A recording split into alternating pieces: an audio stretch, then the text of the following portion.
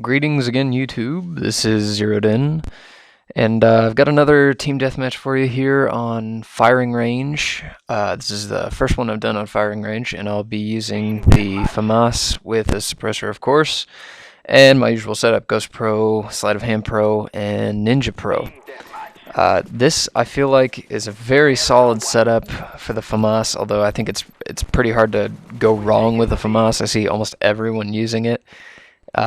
That's why I've really kind of stayed away from it up until this point. Is just because it's not a bad gun at all. It's actually a very good gun, but the problem is I think it's just overused, and I don't really like to use things that everyone else is using, but it does seem to get the job done. Now I want to talk about something pretty important here in this video, and that is the use of cover.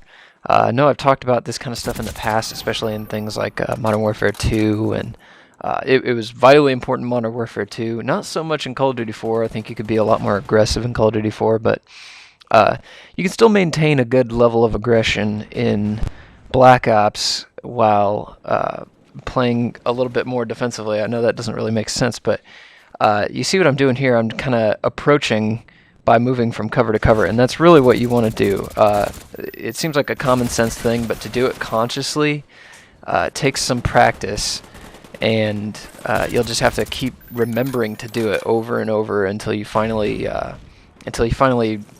really get it down in your head that, oh, okay, I have to move from here to here to here.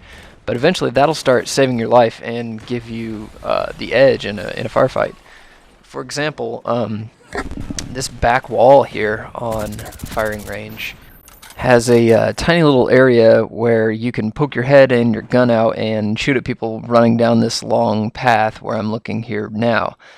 Now the reason that's so effective is because most of your body is under cover behind that board, and that's really what you want to accomplish for the most part. So when you come up on corners, try to get most of your body, like at least half, under a barrel, or not necessarily under a barrel, behind some sort of metallic object that'll at least give you some cover against most fire, and that will, in a way, give you a much better chance of winning a firefight. For example, if 50% of your body is behind hard cover that the enemy can't hit, then they automatically can only hit 50% of you. They have a 50% less chance of hitting you, while you may still have a 100% chance to hit them. So in a way, you're almost doubling your chances of winning a firefight in some cases.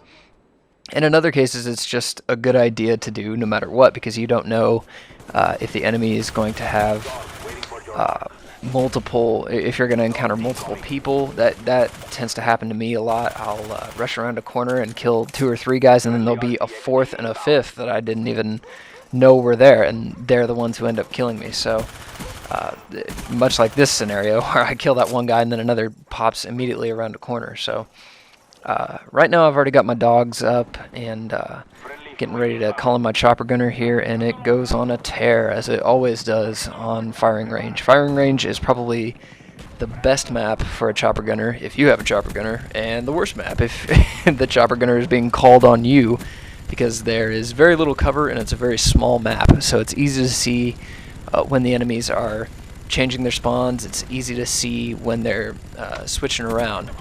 So keep that in mind when you call in a chopper gunner as well.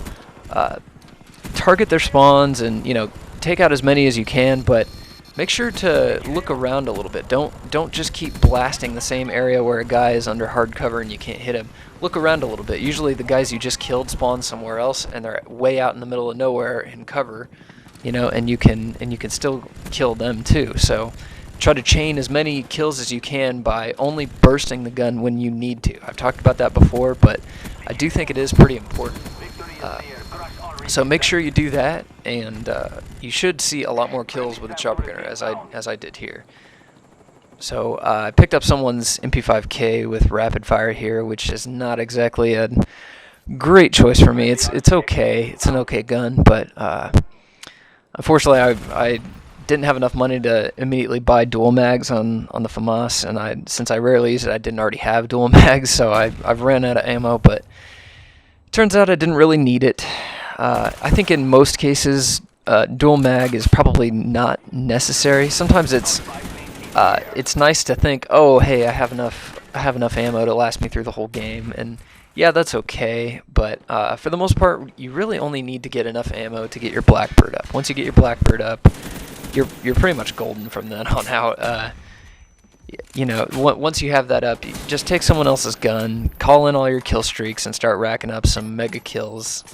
And before you know it, it'll be the end of the game. That's at least in Team Deathmatch. If you're playing something like Ground War, then Dual Mags is probably a much better option. And that's the game, folks. 37-1. Please leave a comment below and let me know if that helped you guys. Thanks.